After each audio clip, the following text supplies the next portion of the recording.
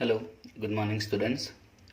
આજે આપણે સ્ટેટમાં ભાગ એકનું ચેપ્ટર નંબર 4 ભાગ એકમાં ટોટલ 4 ચેપ્ટર છે. આપણા 3 ચેપ્ટર પતી ગયા છે. આજે આપણે સ્ટાર્ટ કરીએ છીએ ચેપ્ટર નંબર 4 સામયિક શ્રેણી. હવે આ ચેપ્ટરના પહેલાં ગુણભારાંક જોઈ લઈએ. ચેપ્ટરમાંથી કેટલા માર્ક્સનું પૂછાશે.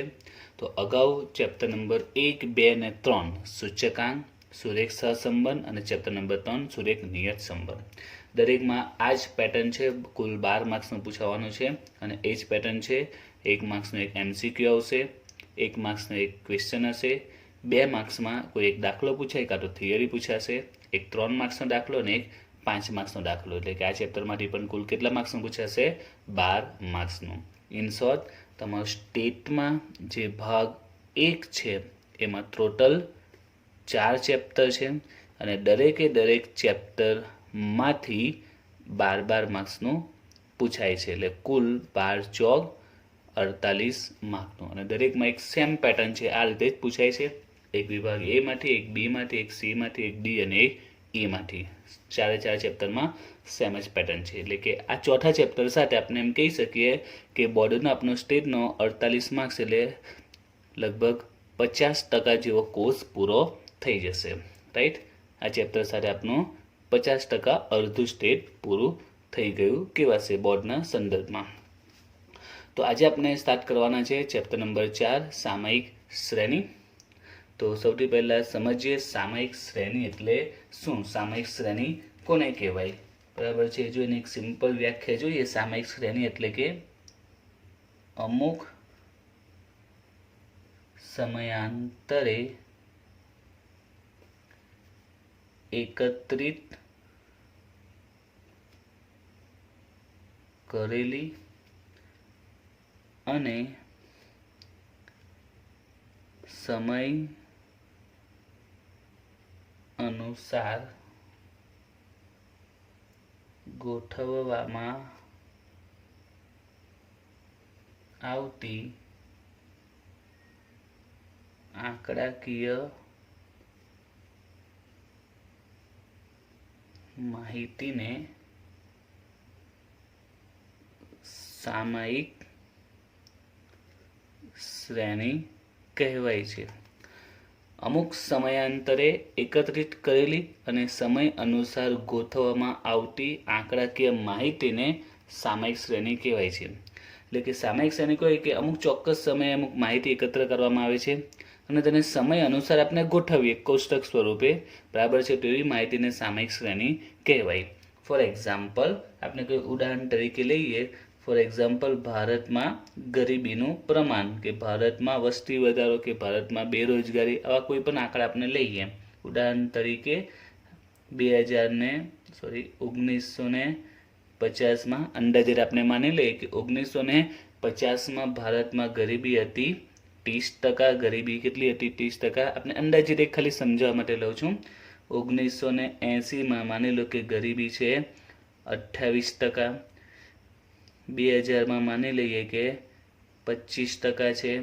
2010માં માની લઈએ કે 15% છે. તો આ અલગ અલગ સમય દરમિયાન આ ગરીબીની માહિતી એકત્ર કરી. એ જ પ્રમાણે આપણે ખબર છે ભારતની વસ્તી, બરાબર, 1950માં આટલી વસ્તી હતી, 80માં આટલી, 2000માં આટલી, 2010માં આટલી વસ્તી કહેવાશે. તો આ પ્રકારની આંકડાકીય માહિતીને તમે આ રીતે કોષ્ટકમાં સમય અનુસાર ગોઠવો કે આ સમયે આટલી હતી, આ વર્ષે આટલી હતી, આ મહિનામાં આટલી હતી, આ દિવસે આટલી હતી. તો આવી રીતના કોઈ પણ પ્રકારની આંકડાકીય માહિતીને તમે સમય પ્રમાણે ગોઠવો. આ શું કહેવાય? સમય છે.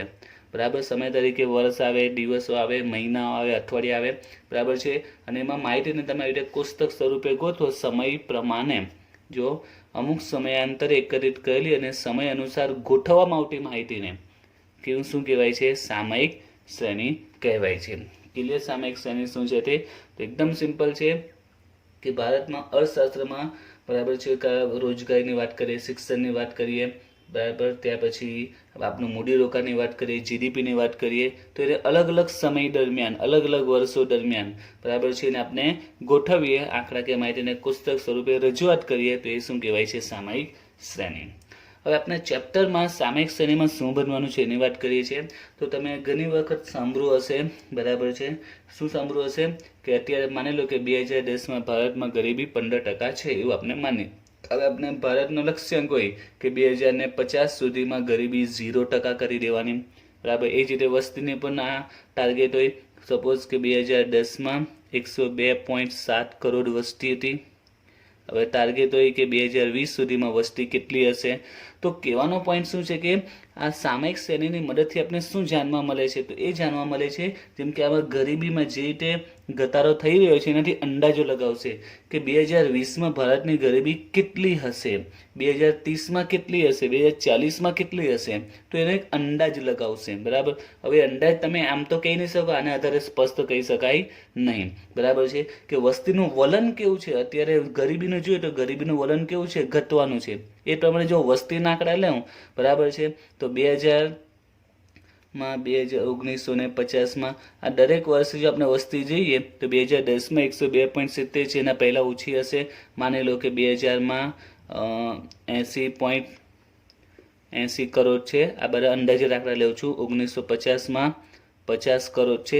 તો વસ્તીનું વલણ જો વધવાનું દેખાય છે. 1950માં 50 કરોડ, 2000માં 80 કરોડ, 2010માં 102.70 કરોડ છે. એ જ રીતે 2020માં જે પણ આંકડો હશે તે 2030માં વગેરે. તો અત્યારે આપણી પાસે 2020 સુધી આંકડા અવેલેબલ છે. 2020ની વાત કરીએ તો 135 સમથિંગ છે, 135 કરોડ આસપાસ છે. તો 2020 સુધી 135 છે. હવે આપણે ગણતરી કરીએ કે 2030માં અંદાજિત વસ્તી કેટલી હશે, 2040માં કેટલી હશે, 2050 સુધીમાં આપણી વસ્તી કેટલી થઈ જશે.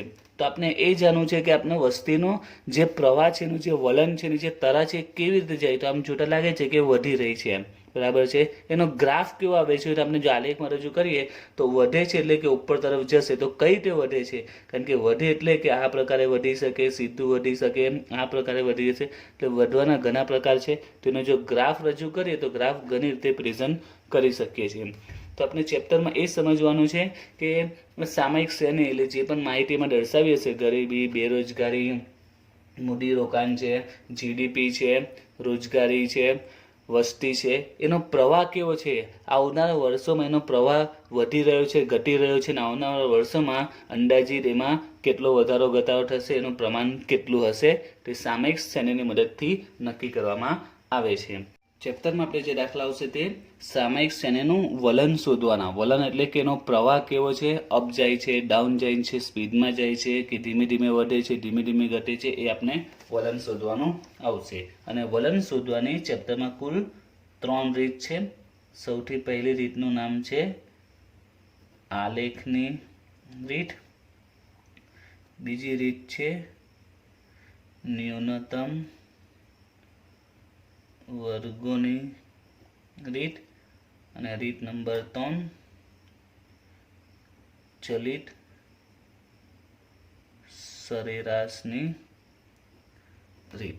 તો ટોટલ 3 રીત આમ આપણે ભણવાની છે સામયિક શ્રેણીનું વલણ જાણવા માટે, કે એનું વલણ કેવું છે, એનો પ્રવાહ કેવો જાય છે, બરાબર છે. તો 3 રીતે આપણે શોધી શકીએ. એક આલેખની રીતે, એક ન્યૂનતમ વર્ગોની રીત છે, અને બીજી કઈ છે, ચલિત સરેરાશની રીત. તો આપણે 3 રીત ભણીશું, અને 3 રીત એકદમ સિમ્પલ છે, બરાબર છે. એમ કહી શકાય કે સ્ટેટમાં પહેલા ભાગમાં ટોટલ 4 ચેપ્ટર છે, બરાબર. હવે આ જે 4 ચેપ્ટરની આપણે વાત કરીએ તો 4 ચેપ્ટરમાં નોર્મલી આપણે 1 થી 3 ચેપ્ટર બની ગયા, બરાબર છે. એ 3 ચેપ્ટરમાં એટલી પ્રોબ્લેમ આવી નહીં હશે, એકદમ સિમ્પલ ચેપ્ટર છે, ઇઝીલી આપણે દાખલા સોલ્વ કર્યા હતા. પણ આ 3 ચેપ્ટરની કમ્પેરમાં ચેપ્ટર નંબર 4 સૌથી ઇઝી છે. આ ચેપ્ટરમાંથી જો કે આ 3માંથી 12 માર્ક્સ ઇઝીલી કવર થઈ જાય, અને ચેપ્ટર નંબર 4માંથી પણ ઇઝીલી, એટલે કે આ 3 તો ઇઝી છે જ, પણ એ 3ની કમ્પેરમાં ચેપ્ટર નંબર 4 હજુ વધારે ઇઝી છે, એમ કહીએ ને વધારે પડતું ઇઝી, એમ કહે તો ચાલે. ચેપ્ટર નંબર 4 છે, બરાબર છે.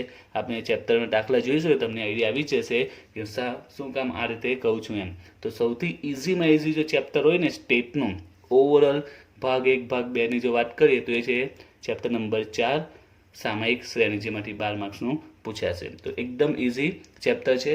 તો આજે આપણે સ્ટાર્ટ કરીએ ચેપ્ટરની પહેલી રીત, આલેખની રીત શરૂઆત કરીએ. તો એના માટે તમારે આલેખની જરૂર પડશે. ઓકે, તો આપણે પહેલો દાખલો જોઈએ આલેખની રીતમાં.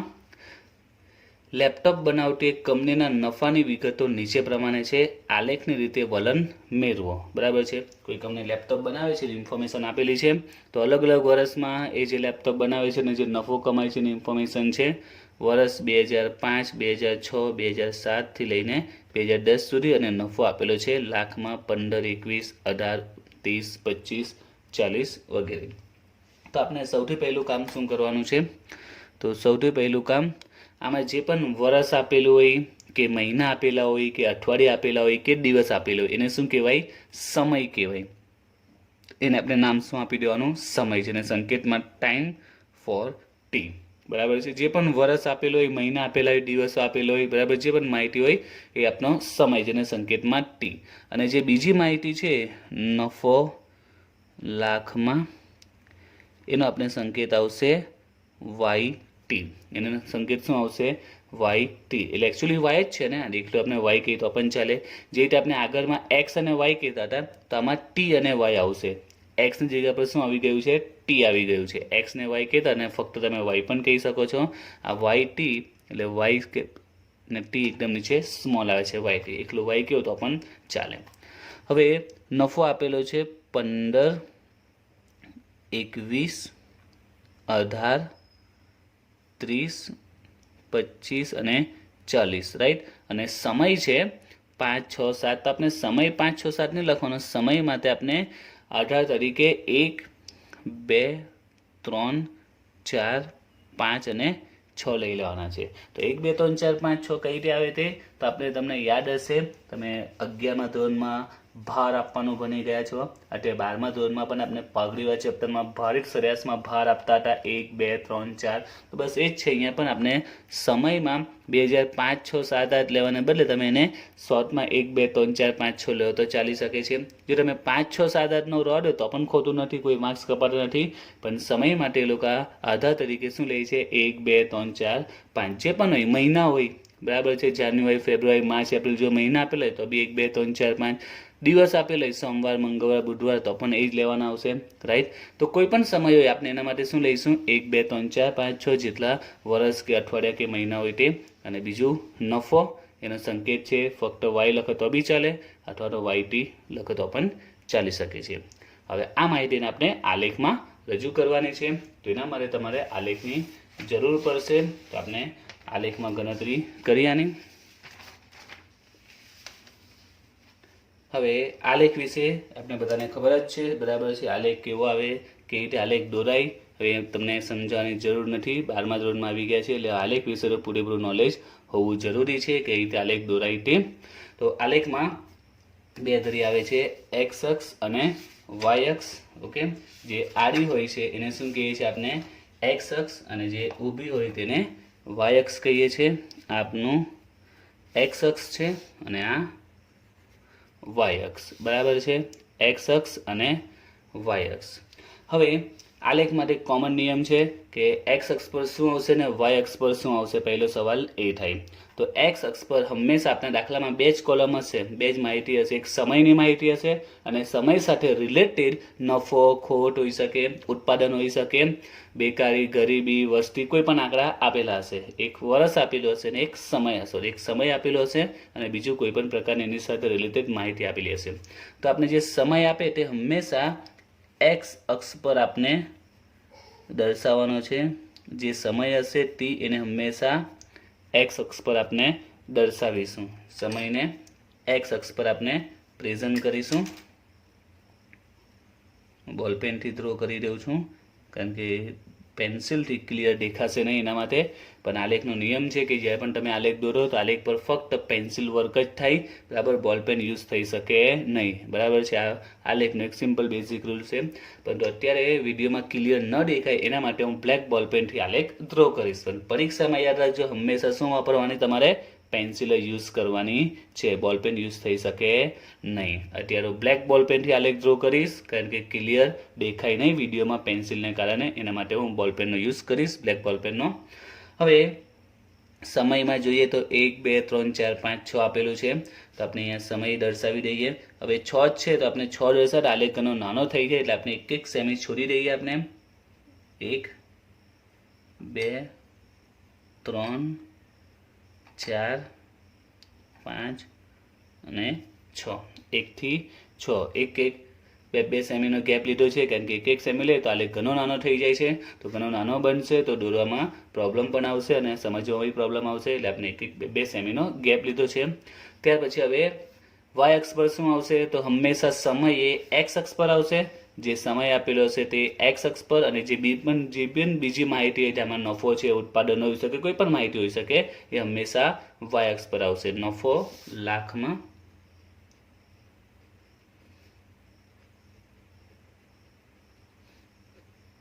એને આપણે સંકેત આપ્યો છે વાય લખે તો પણ ચાલે, અથવા તો વાય ટી. ઓકે, હવે એક્સમાં તો આપણે હંમેશા સમય આવશે, એટલે સમય તો બધામાં શરૂઆતમાં સમજાવ્યું, સમય આપણે 1 2 3 4 5 6 લઈ લેવાનો, લઈ જઈને આવશે.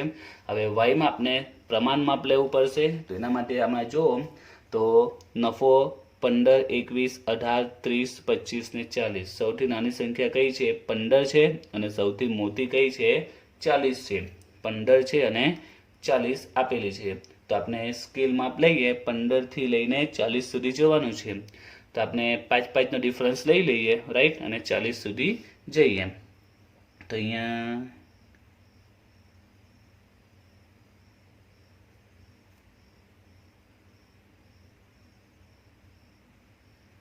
ઓકે, આમાં પણ આપણે ગેપ લઈ લઈએ 2 સેન્ટીમીટરનો, પણ વધારે મોટો ન થઈ જાય એ પણ ધ્યાન રાખવાનું છે. 5 10 15 20 25 30 35 ને 40. ઓકે, ઇનફ છે, આવી જશે. 5 10 15 20 25 30 35 40. તો અહીંયા ઘડી પણ 2 સેમીનો ગેપ લીધો છે, રાઈટ. અહીંયા ન લે તો પણ ચાલે, બરાબર છે, પણ આલેખમાં તમને વિડીયોમાં ક્લિયર દેખાય એના માટે મેં આલેખ થોડો મોટો બનાવું છું. પણ યાદ રાખજો, આલેખનો નિયમ છે, આલેખ ખૂબ જ મોટો પણ ન હોવો જોઈએ, ખૂબ જ નાનો પણ ન હોવો જોઈએ. એમ કહે તો ચાલે કે આલેખ પોથી જે હોય છે, બરાબર, આલેખનું જે પેજ હોય છે એમાં 60% 70% જેટલો કવર થાય, એટલો એરિયા કવર થાય, એટલો આલેખ નોર્મલી હોવો જોઈએ. હવે આપણે આલેખ પર આપણે બિંદુઓ દર્શાવીશું. સમય T1 ત્યારે નફો કેટલો છે 15, તો 1 પર કેટલા છે 15, 1 પર 15 બિંદુ દર્શાવો અને રાઉન્ડ કરી દેવાનું છે. ત્યાર પછી 2 પર 21, 2 પર 21, હવે 21 ક્યાં આવશે, તો 20 અને 25 ની વચ્ચે 21 આવશે, રાઈટ. તો 21 આવશે, તો આપણે 20 અને 25, તો 2 લીટી છોડી દઈએ એમાં, 3 20 ને 25 સારા 22, તો આવશે 3 લીટી છોડી દઈએ આપણે.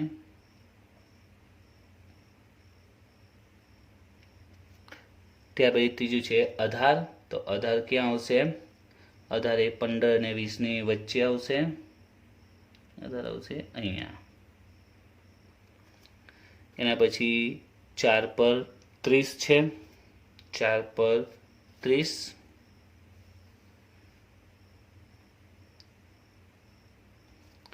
5 પર છે 25, અને 6 પર છે 40, 6 પર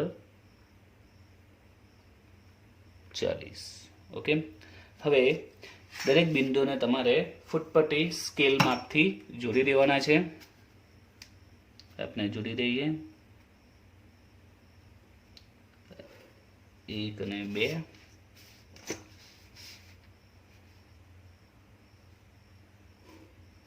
2 અને 3 ને જોડ્યા,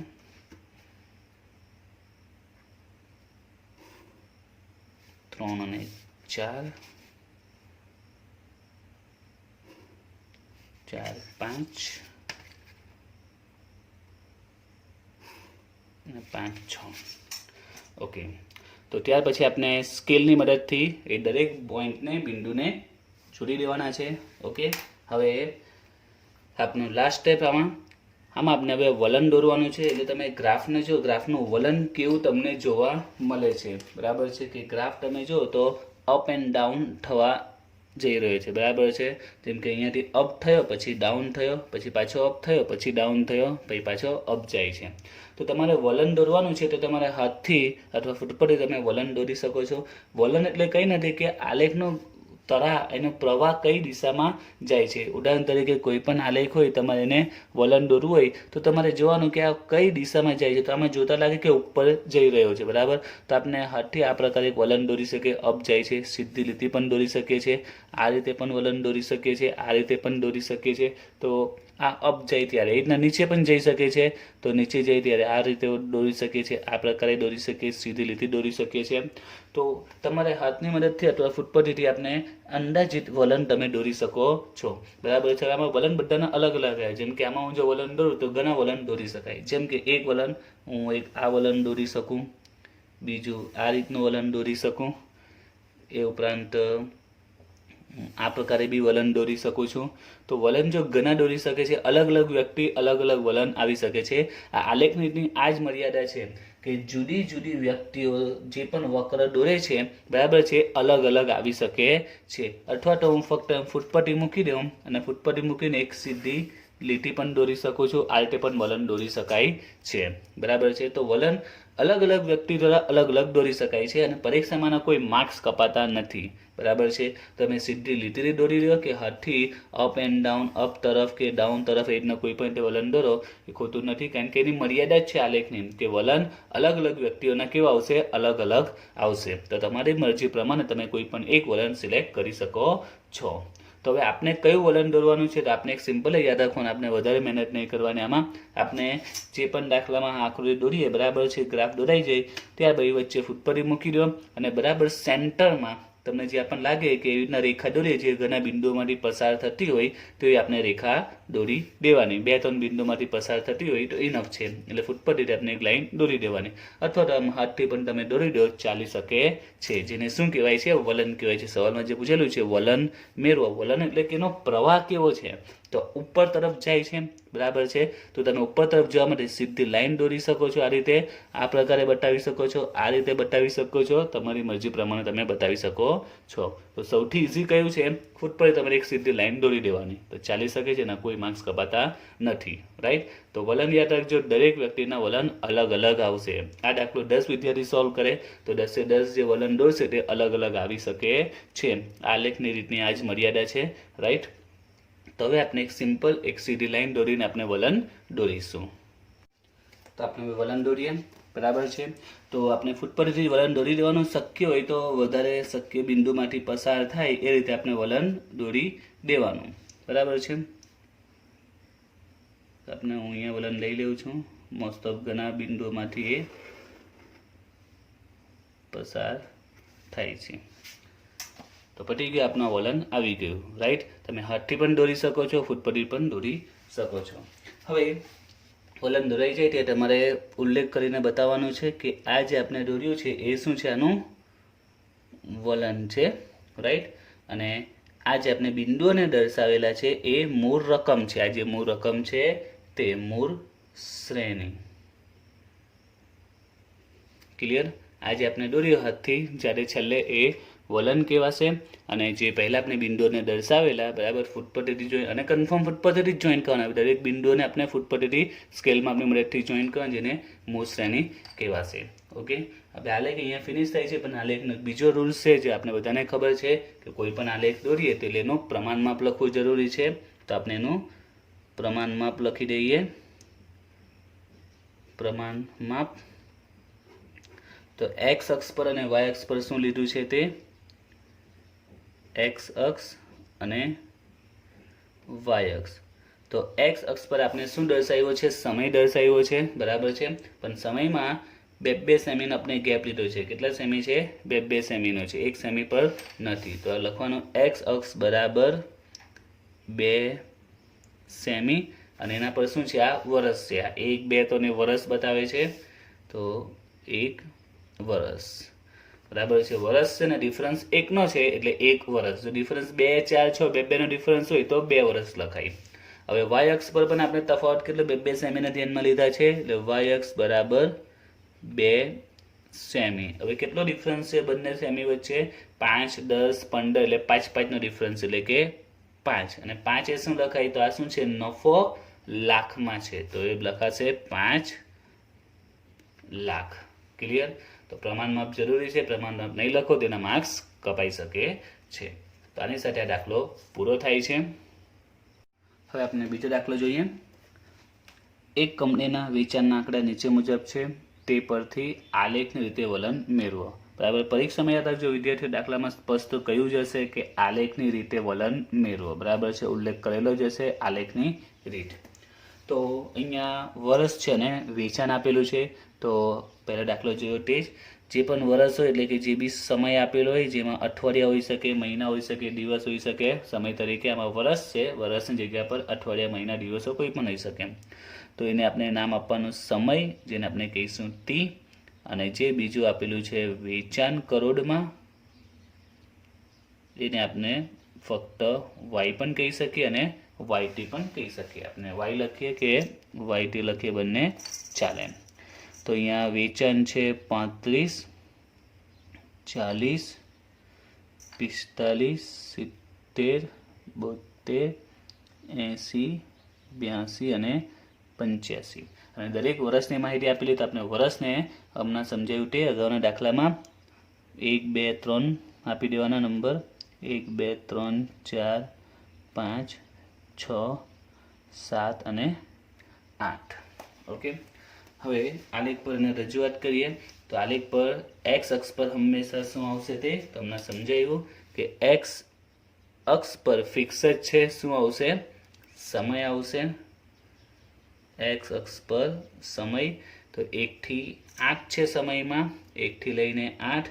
તો આપણે જો બે સેમીનો ગેપ લઈએ તો 1, 2, 3, 4, 5, 6, 7 ને 8 આવી જશે। 1, 2, 3, 4, 5, 6, 7 અને 8।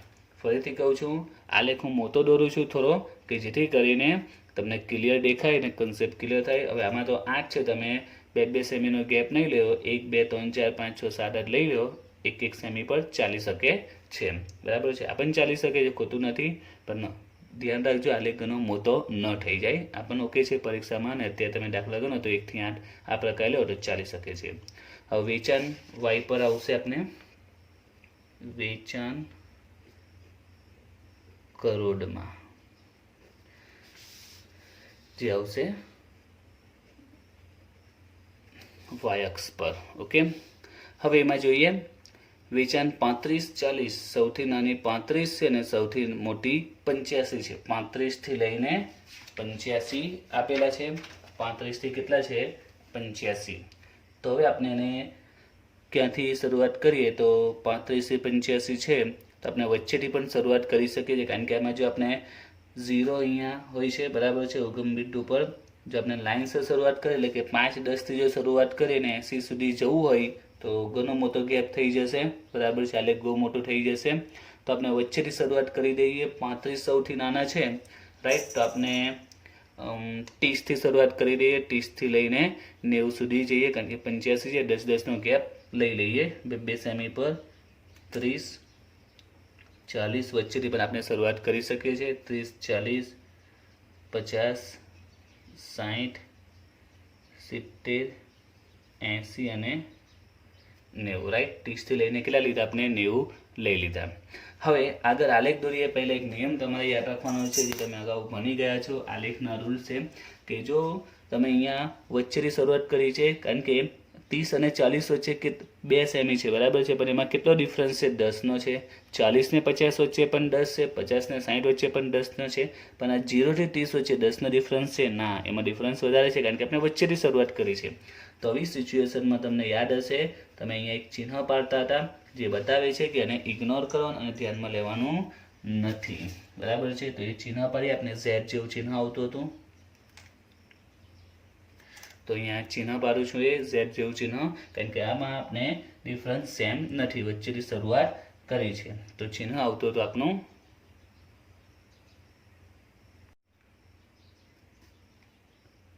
આપણે આ પ્રકારે ચિહ્ન પાડતા હતા, રાઈટ. ઝેડ ટાઈપનું ચિહ્ન બતાવતા હતા. જ્યારે ડિફરન્સ વચ્ચેથી શરૂઆત કરતા હોઈએ છીએ, આમાં ડિફરન્સ સમાન છે, આમાં અલગ છે. હવે દરેક બિંદુને આપણે આલેખ પર દર્શાવી દઈએ અને ફૂટપટ્ટીથી જોડી દઈએ. ઓકે, તો હું દર્શાવી દઉં છું દરેક બિંદુને આલેખ પર અને ફૂટપટ્ટીથી જોડી દઉં છું. તો દરેક બિંદુને આલેખમાં ફૂટપટ્ટીની મદદથી જોડી દીધા છે. હવે આપણે શું દોરવાનું છે? વલણ દોરવાનું છે. તો વલણમાં લાસ્ટ વિડીયોમાં સમજાયું વલણ કઈ રીતે દોરવાનું. તો તમે હાથથી પણ આમ ડ્રો કરી શકો છો, અથવા તો ફૂટપટ્ટી મૂકીને પણ સીધી લાઈન દોરી દો. તો ફૂટપટ્ટી મૂકીને સીધી લાઈન દોરી દો અને ટ્રાય કરો શક્ય એટલા વધારે રેખામાંથી, વધારે બિંદુમાંથી પસાર થાય. બરાબર છે. તો હું આ એક વલણ તરીકે રેખા દોરી દઉં છું. બરાબર છે. જે 1 2 3 બરાબર છે, 3 કે બિંદુમાં ટચ કરે છે એમાંથી પસાર થાય છે. બરાબર છે. હવે આપણે લખીશું અને શું કહેવાશે? મૂળ શ્રેણી અને આ છે એનું વલણ. આ મૂળ શ્રેણી અને એનું આ વલણ. ઓકે, તો સિમ્પલ છે આલેખ, રાઈટ. હવે આપણે પ્રમાણ માપ લખી દઈએ. પ્રમાણ માપ. તો પ્રમાણ માપમાં આપણે એક્સ અક્ષ પર શું લીધું છે અને વાય અક્ષ પર શું લીધું છે? તો એક્સ અક્ષની વાત કરીએ તો એમાં કેટલા સેમી છે? 2 સેમી પર. કેટલો ડિફરન્સ છે? 1 નો ડિફરન્સ છે. 1 2 3 4 2 સેમી અને ડિફરન્સ 1 નો છે. ને એ શું છે? સમય. ને સમયમાં વર્ષ છે એટલે 1 વર્ષ. જો અહીંયા મહિના હોય તો 1 મહિનો, દિવસ હોય તો 1 દિવસ લખાશે. વાય એક્સની વાત કરીએ તો એમાં પણ આપણે 2 સેમીનો પર સ્કેલ માપ લીધેલું છે. તો 2 સેમી અને કેટલો ડિફરન્સ છે બધા વચ્ચે? 30 40 50 નો, એટલે કે 10 નો ડિફરન્સ છે, એટલે બરાબર 10. અને એ શું છે? વેચાણ છે કરોડમાં. તો શું લખાશે? 10 કરોડ, રાઈટ. તો ચેપ્ટરમાં શરૂઆતમાં કીધું તો આપણે કેટલી રીત બનવાની છે? 3 રીત બનવાની છે. આલેખની રીત, ન્યૂનતમ વર્ગોની અને ચલિત સરેરાશની. એમાંથી આલેખની રીત આજે આપણે પૂરી થઈ ગઈ છે, કારણ કે આલેખની રીતમાં બીજા કોઈ નવા પોઈન્ટ આવવાના નથી. તો સિમ્પલ રીત છે, આલેખની રીત આજે પૂરી થઈ ગઈ છે. નેક્સ્ટ વિડીયોમાં આપણે નવી રીત સ્ટાર્ટ કરીશું, ન્યૂનતમ વર્ગોની રીત. ઓકે.